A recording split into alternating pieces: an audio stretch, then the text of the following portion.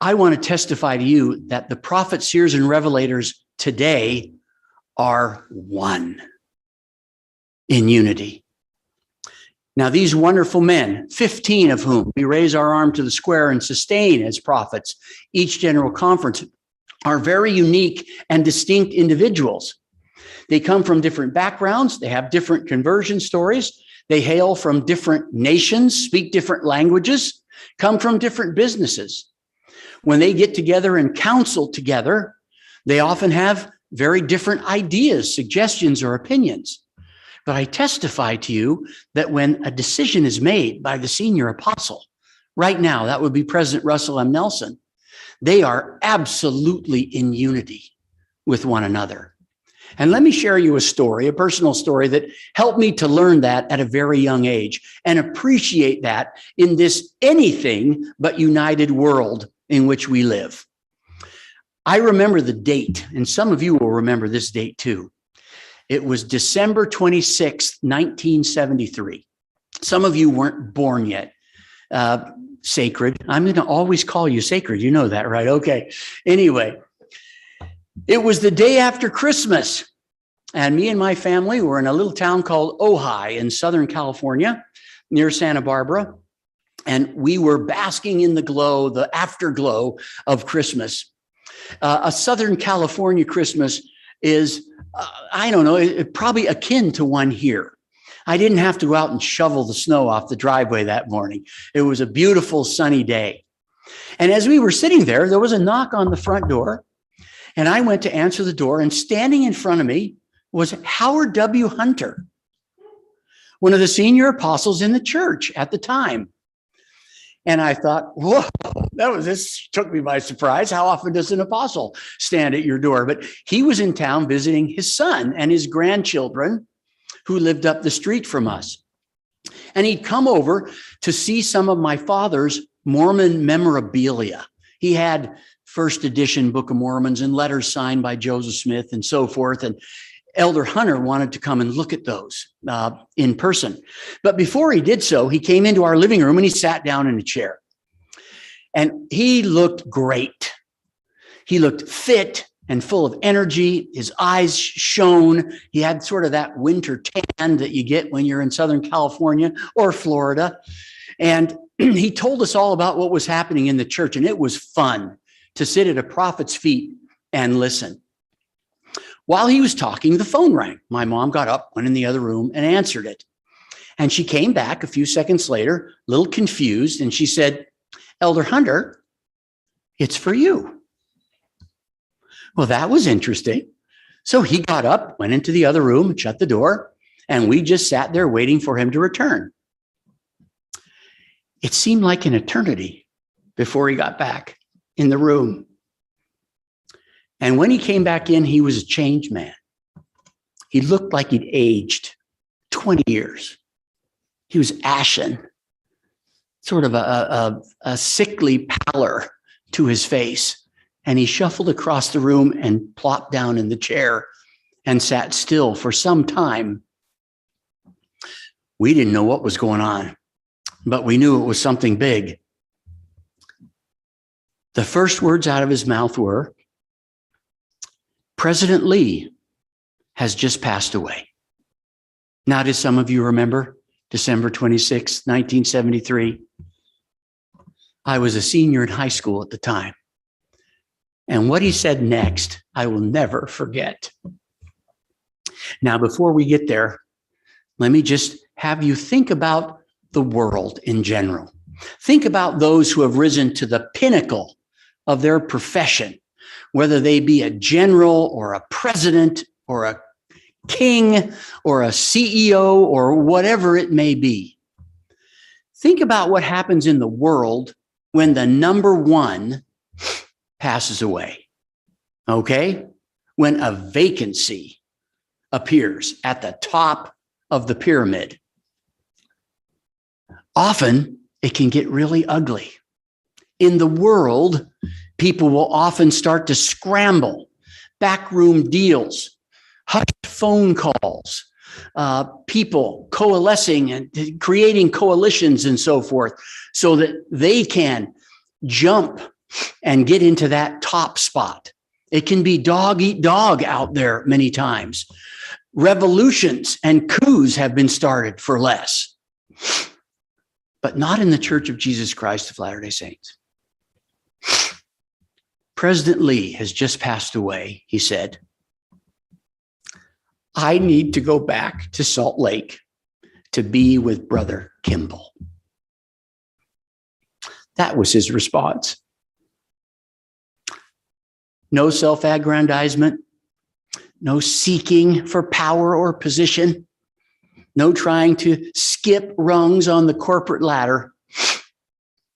It was, I need to go back to Salt Lake and be with Brother Kimball. That's the kind of unity that exists in this church, in our church. And I love those men for it. I want you to know that, like the Savior, they are servants. In my profession and in my career, I've had the opportunity to meet some of the big major players in this world. And many of them are really, really full of themselves.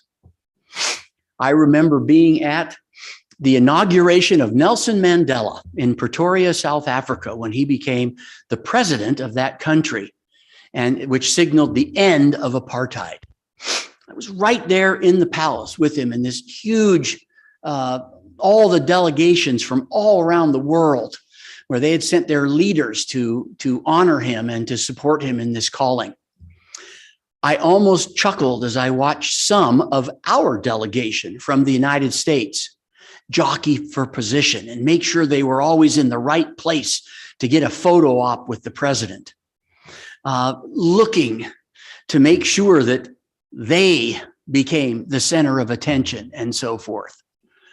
And it just made me chuckle. It was almost comical. But in our church, the leaders, far from being full of themselves, like the Savior, are the servants. In Matthew 20, right, 20, verse 26, I switched those around earlier today. We are told by the Savior, in the scriptures, that the Savior, remember, the creator of the world, the greatest of all, came to this earth not to be ministered to, but to minister and to be the servant of all. And that is the way your church leaders are. Let me share a few personal stories to illustrate that. Quite a few years ago now, actually, I was living in India at the time. We were called to be Area 70 and came back to October conference to be sustained.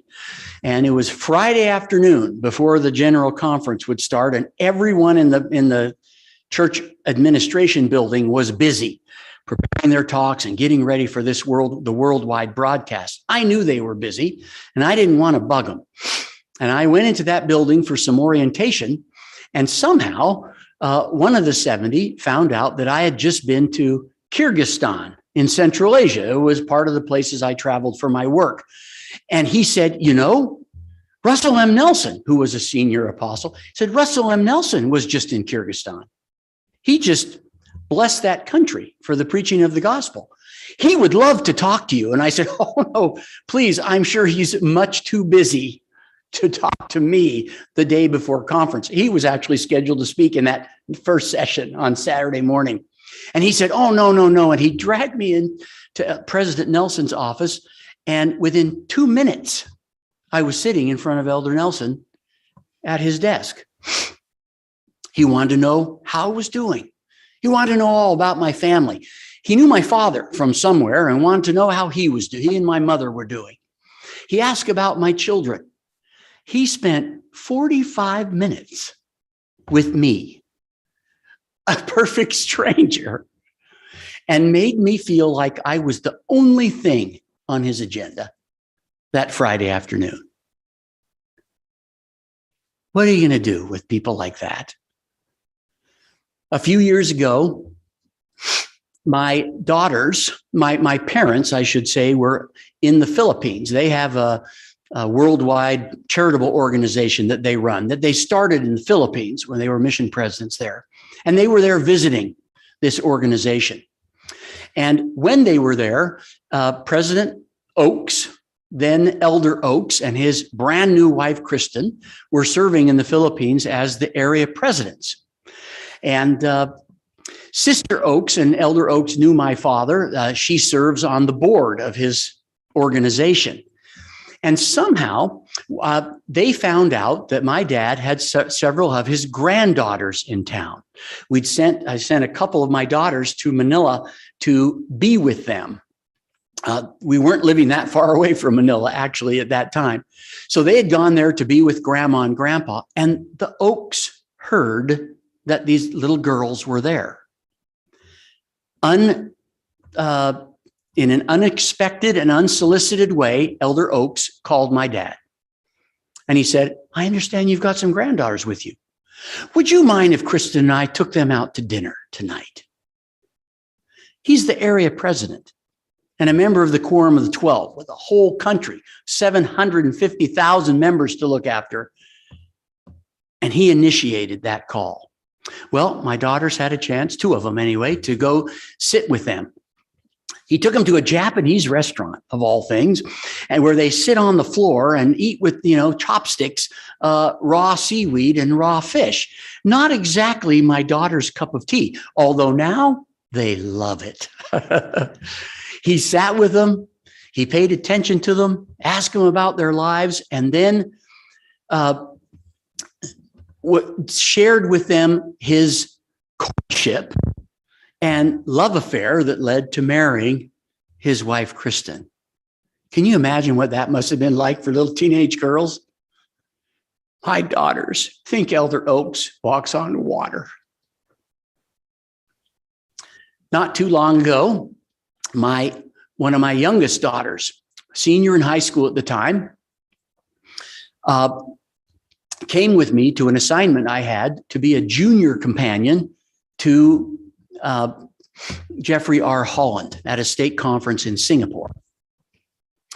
And what an exciting thing that was for me to learn at the feet of Elder Holland. But she came with me because she wanted to get a prom dress and to have her patriarchal blessing. We had a patriarch in Singapore at the time, and she wanted to accomplish those while I was doing the conference stuff. On the first night we were there, Elder Holland found out that I had a daughter with me. From that moment on, Emily was with us every second of the weekend. He wouldn't have it any other way. He just blew her off her feet. He was so interested and concerned. He knew she was going to prom, and so he made her promise that whoever asked her to prom had to be cleared by him first before she could say yes. We were in a car where the air conditioning was on a little bit high, and I sat there oblivious like an idiot, and Elder Holland noticed that it was cold, and he took his jacket off, and he put it around Emily so that she would be warm. He made her feel like a princess. He corresponded with her afterwards to make sure that all had gone well at prom.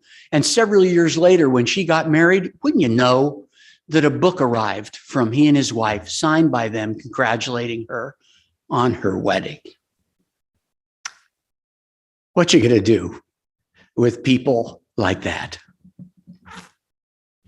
President Thomas S. Monson, to me, exemplified living like the Savior. Being like the Savior, worrying about the one. Is his legacy seared into your brains? The service that he did for his 89 widows and all the ministering he did throughout the course of his life. What a busy man. What an important man by the world standards. And yet he only thought about others. When we lived in South Africa, I had an 11-year-old.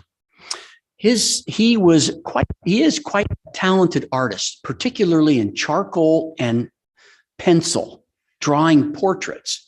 And he decided that what he wanted to do with his life at that time was to draw portraits of famous people and see if he could get them to sign them. He would send them 2 portraits, one for them as a gift from this 11-year-old who adored them, one that he hoped they would sign and send back to him. He wrote them a personal letter. He put in a self-addressed and stamped envelope for them to just put the thing in and throw it in the mail. Couldn't have been easier. He sent out, I'll bet he worked hundreds of hours on these. And I bet he sent out 50 letters to presidents and to NBA basketball players and to Hollywood stars and to other people he admired around the world. Now, this is in the days of snail mail, and we lived in South Africa, at the bottom of Africa. 2 weeks later, now I don't even know how that's possible with snail mail. 2 weeks later, his first letter arrived. It had his name on it that he'd written on the envelope, and he excitedly tore it open. And inside was a portrait of Thomas S. Monson that he'd drawn, signed by this prophet at the bottom, plus a full-page letter written by him to Joseph. Joseph, thank you for this wonderful gift that you've given me. I'm honored. My heart is touched, he went on. Joseph, I see that you're 11 years old. That means you're almost old enough to receive the Aaronic priesthood. And he went on and on to talk about the blessings of the Aaronic priesthood and to bear his testimony to this young boy. Where do they find the time for that? A few years later, my sister-in-law married my baby brother. They were having trouble conceiving and having a family. They'd tried for years and failed quite a few series of IVF and so forth. And they had just come out of another negative trial of IVF, and she was really in the doldrums. She was really depressed. It was Christmas time. This was probably about, oh gosh, now it's almost 20 years ago. And where does time go? But she was very down and very depressed. And my dad thought, what can I do to pick her up? Well, he had some tickets to a Christmas fireside that was being presented by Elder Thomas S. Monson. And he said, Rebecca, would you go with me? And so she decided that she would. And they went up to Salt Lake and listened to this very inspiring and wonderful message presented by President Monson. Afterwards, President Monson stuck around to shake hands to the people that were there. And Rebecca decided that she would stand in line so she could shake his hand and say thank you for lifting her spirits. As she got up close to him, he looked at her and he recognized something about her. And he walked over and stood in front of her and he said, young lady, I perceive that you need a blessing. He said, how would you like if I gave you the notes from my devotional this evening? Well, can I do that? Can I gift that to you? And she didn't know what to say. And he took her up on the stage where his notes were, and he picked them up and he handed them to her like this. And she reached out to grab them and he pulled them back and put them behind his back. And he said, but it will cost you a hug. And he embraced her.